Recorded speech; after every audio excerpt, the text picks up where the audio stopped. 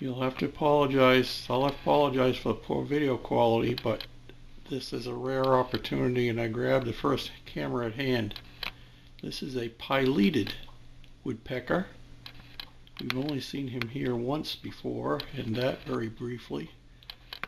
And I'm hoping he'll have another bird come next to him somewhere. He's about the size of a crow, a large crow actually. And they're very rarely seen in areas like this. Usually they're out in the woods, away from the population. Before our view here,